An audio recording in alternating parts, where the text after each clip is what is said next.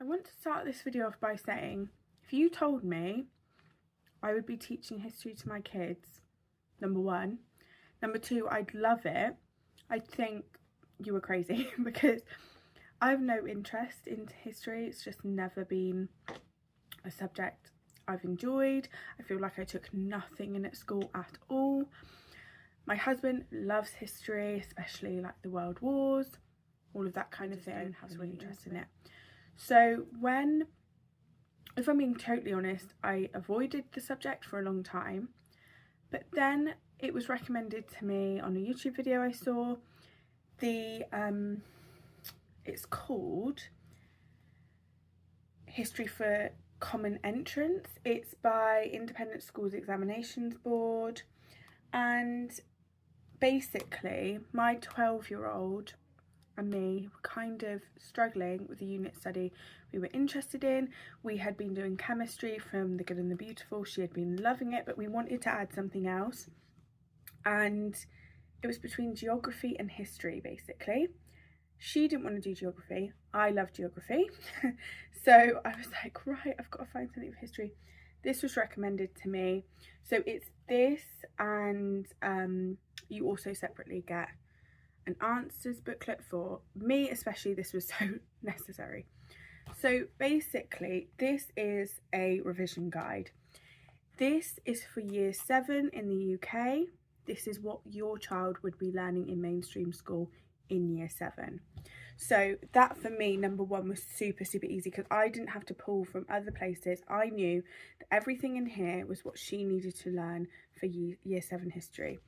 So inside there is different chapters, and what we did was I kind of looked how much information was going to be in each one of those chapters and just broke it down into what I hoped we get done in a lesson. And so about halfway through some chapters and at the end of others, there's little exercises that you can do. For example, look, this one, she's done putting the events in the correct order. Now, this says rewrite them and put them in the right order. My child is not going to do that. So I just said draw lines to them, and that's still her doing it, and I'm happy with that. For exercises that maybe aren't here, you can't see anything sort of scribbled on, we've verbally discussed the answers, and again, that works for us. That's fine for me. She has done some of these exercises typed, and again, that's fine. Something else that's really fun about this and adds to your learning is, it's kind of hard to see, there are these little boxes, like this one says, I'll read it out to you. Is there a Norman castle near you? If you're able to visit, look for evidence of how the Normans used that building to control the English. Try sketching some of the architecture that is Norman in style. Now, we did a unit study from the HomeEdUK way, and in there was the suggestion to create things on Minecraft. She remembered that, and for one of these suggested activities, it was this one here. So you had to label all the parts of like the village, the small holding. She created this on Minecraft just off her home back. She just decided to, and then that set something off, and so she's done quite a lot of that as well, making something that looks realistic on Minecraft. She loves Minecraft, so that was another really good way of doing that. Some of these other little boxes that crop up, I'm trying to find one that's kind of useful. So this one, for example, it says, imagine you had to attack and breach the walls of a concentric castle. What would your tactics be? Which weapons would you choose? How would you avoid any counterattack by the inhabitants of the castle? So there are a few ones like that that you can again add to the activities. and kind of just maybe discuss it for 10 minutes and just say, what would you do? I might type down what she says to sort of have some record of that. There are also, what I'm trying to find is quite often there's little, those little boxes will suggest looking into an area more. So yeah, this one here. It says, find out what you can about Marjorie Kemp, particularly her later religious experiences. Consider the difficulties she would have faced as a woman, both in business and as a religious personality. So I think that those bits are really fun because we can get on Google, we can have a look, we can research them, and we can have an added discussion. All of this kind of adds to that lesson and makes the lesson more interesting. So this book alone by itself, without doing the activities, is a great read aloud. That's what I'd kind of say it is by itself. If you then choose to do the activities, the exercises, if you go off on little tangents, then I think it's more of a rounded curriculum. So that is what this is being completed. I will also say, to add to it, on BBC Bite Size, if you type in the year 7, so this one for year 7, they have activities kind of that almost completely match up to the time in history each chapter is. So that has been brilliant. So there's like quizzes, games, different things based around, if you've say completed one chapter, at the end you could go, let's go on to Bite Size and do this. And the quizzes are such a good way to see how much information they've taken in. And also they give her such a boost. When she sort of gets 8 or 9 out of 10 on the quiz, she feels like she's really achieved something. And so that's another really useful tool to use alongside. So with saying that, we have recently started the next one, and that goes from 1485 to 1750, and this is what they've been learning in year 8 in the UK. So by the time there's a third book, and then obviously then there's revision when it comes to year 9, then you would choose to do GCSE history. So this is the one we're using. We have really fun discussions using these books. We can be silly. She draws moustaches on all the historical figures while I'm reading to her, and that's fine and funny. So yeah, this for history has been brilliant for my eldest, who is 12, and now I'll let you know kind of what we're doing. Just recently started doing for our 6 and 8 year old. So this again was recommended to me by another home ed mum, and when she recommended it to me, I was like, I've seen this everywhere, but I don't think my kids are going to listen to me read and take anything in. And she said, you don't have to read it. On YouTube there are people that have recorded the chapters and you can listen to it like a podcast, and that is what we've been doing, and the boys have been loving it, and the questions that are suggested afterwards have shown me that they're really taking it in. So it's called The Story of the World, and we are doing book 1, Ancient Times, and we are just starting from the beginning, and my boys are 6 and 8. So this, I think, is recommended. To be honest, I think I could use this for my 12-year-old. It's just that we have already got something really good going on, so I'm not going to change it up. But I think anyone could learn from this. I learn from this, so I don't think worry about the age. But I think it kind of makes more sense that it's for younger kids when you look at the activities. So this is the activity book, and I have not bought the curriculum book because that is just the reading section of it, and because we're using a video on YouTube, I don't need that. So if I just sort of open it up, there are all the chapters. So there's loads of chapters. There are 42 chapters. So it starts off with the earliest people, like nomads, and then it goes all the way to the end of Rome. So that's kind of the time period, and then there's like a second book, and I think there's a third book, and obviously that goes on until, I think, up until today.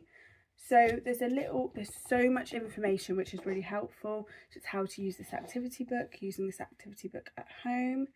So basically it says, read the child 1 section from the Story of the World, and longer chapters are divided into several sections. And then if you've got an older child, they could always read it with you. Review questions. So the review questions is all I'm doing at the moment with my 6 and 8 year old. I'm not expecting them to write anything, and that is once we've done the chapter, you kind of discuss what you've learned and ask a few questions and just get them to answer it. The narration exercise is sort of like either you can get them to tell you something or write it down, and again, we're not quite there yet, which is fine. So then, yeah, so this is the other part of it, the additional reading and activities. That's kind of the interesting part that really made me want to try this. It's for each chapter, there's sort of ideas and really exactly how you need to do it for activities you could do to sort of add to their learning, and they're really hands-on activities, and I think my boys are going to love this as we go through it, so that's really exciting. So there's also maps that they can do, so that kind of lets them know where in the world they are. I think my 8-year-old took that information in a lot more than my 6-year-old, and that's fine. And then for my 6-year-old, they had colouring sheets. They also advise you on additional reading, so we call them fact books. So non-fiction books that you can kind of purchase as well and be reading at the same time. At the moment, we're happy with what we're doing. I just want to keep it very basic and add in as we go. So this is chapter 1, the earliest people. So when they listened to the video, it was about 10 minutes long. It was just a man reading the chapter, and then we kind of, when they were doing that, I printed off the 2 colouring sheets. So it's, here is my 6-year-old, and then this is my 8-year-old. So they coloured it while they were listening, and that kept their hands busy and everything. Then my 8-year-old, we did like the map work. The 6-year-old didn't. He just had a look for where Jericho was, the city they wanted him to find, and we just kind of discussed that together, that it was the city with the really high walls around that we heard in the story. Then I asked them the questions, so it was what sort of food did nomads eat, and I've just with a pencil kind of ticked the answers that they did, any areas that they didn't get, just so we know that information didn't quite go in. So my 6-year-old was super on it with this as well. They said they ate leaves, grain, roots, deer, reindeer, eggs, lizards. They knew that they lived in both caves and tents. They knew why they moved around, and then it went on further to when the first nomads became farmers and sort of all of that. And yeah, they really loved it. And then our next session is going to be doing one of the activities, and this chapter we've chosen to make cave paintings. So they've told you what materials you need: brown paper, acrylic paints, and a thick paintbrush. I think that's going to be really fun. And then they give a really thorough directions on how to do it. The other activities for this chapter was make a prehistoric hunter's game bag. That would include some sewing and different things, and I just think my 6-year-old could get a bit frustrated, so we didn't pick that one. And the other one was build your own hut. So I did think that would be really fun to maybe go down to the woods and make like a little den. So we might do that one as well. And then the next chapter is Egyptians who lived on the Nile River, and that is really interesting that that's cropped up because my 8-year-old, in his Good and the Beautiful Language Arts, he had to do a project where he made a slide about a country of his choice. His favourite animal was camels, so he chose Egypt, and he was learning all about the Nile River. So this is going to be a really interesting one to see how much of that information he has sort of kept on board to then already know, and I think that will be kind of fun for him because he'll be like, I know this. So that's what we're learning about now, because he was asking about what hieroglyphs were and things, and I noticed that one of the activities, I don't know whether it's this chapter or the next chapter. Oh yeah, it will be the next chapter because chapter 3 is called The First Writing. So I know that's coming up as well, and I think that will be really fun.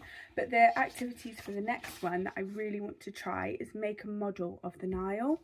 And what they suggest is, you know, those large tins you can use for roasting, like a large not like tin foil, you know, tin, not a solid one.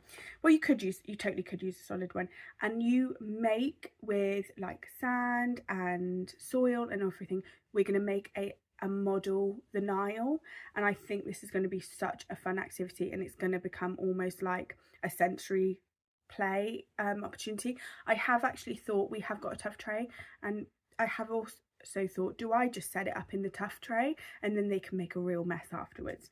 So that's kind of a fun idea.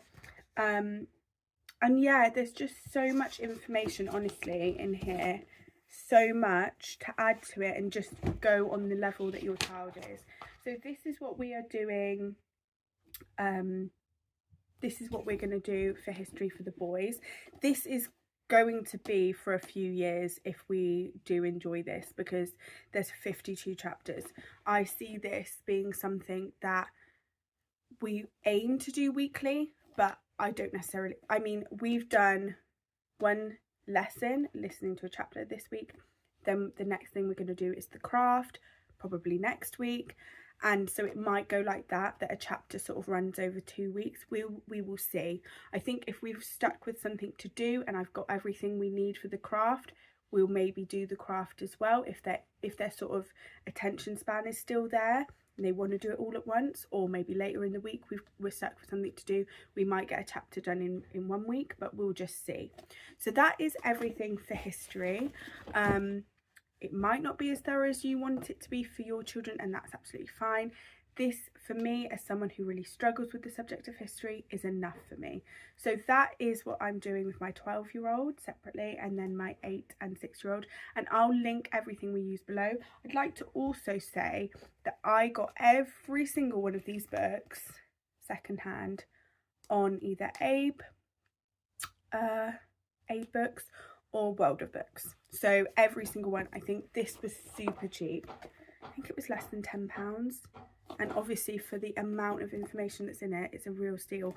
The actual curriculum book is more expensive because I think it's harder to get hold of, but obviously because we're using the YouTube like podcast, that didn't cost me anything. And then just if you want to print, I will just quickly show you. So at the back of the book, the reason it's so thick is there's all of these sheets that you can print off for them to do while you are reading or they're listening. And there's lots of map work.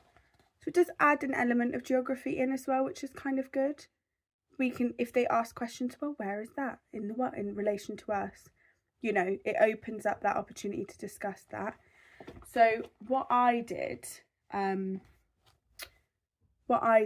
was, I have on my HP Smart printer app, I just take like a scan of it and then I print it. So that's what I did for the boys. But yeah, so I hope that was kind of helpful. If you're like me and really struggle with the subject of history, it is possible to teach it, even if you feel like you know nothing. But yeah, so let me know if you have any questions around that, kind of whether maybe I do an example of a lesson. I could film us doing a lesson, so you can see. It's not long, like I said. For the boys, it was about a 10-minute video that they listened to while they were colouring, and then we had like probably another 10-minute discussion. That's 20 minutes. It's really short. If we added the activity, obviously, I think a sensory type activity like the Nile River one, they could probably play with for ages afterwards. So it will depend, but the lesson alone is probably about 20 minutes for them, and I think that's enough. For my eldest, we just go by how she's feeling that day, whether she's wanting more learning or less learning, and because of the way the chapters are set out, it's really easy to kind of just stop in the middle of something and come back to it. So we'll just play it by ear. Sometimes she's super into it and we can get a full chapter done in a day. Other times the chapter's sort of broken down to 4 different times. It's dependent with everything, isn't it? It's how much you're into that area of the subject. she hated learning about the plague. It really creeped her out, so we did really limit what we did about that. We kind of skimmed over it, which is fine. So yeah, so that's everything that we do for history at the moment. There are obviously other things we do, and another subject I really want to cover is our game schooling, and one of the games me and my daughter play a lot is the Horrible History board game, which I'll link below as well, and it's really fun. You always learn a lot, and that's another thing we can do. If she's not up for a lesson, we might just play that board game or a bunch of board games, and I'll explain more about game schooling in the future. But that's everything for today. Thank you so much for watching, and I'll see you again in another video. Bye.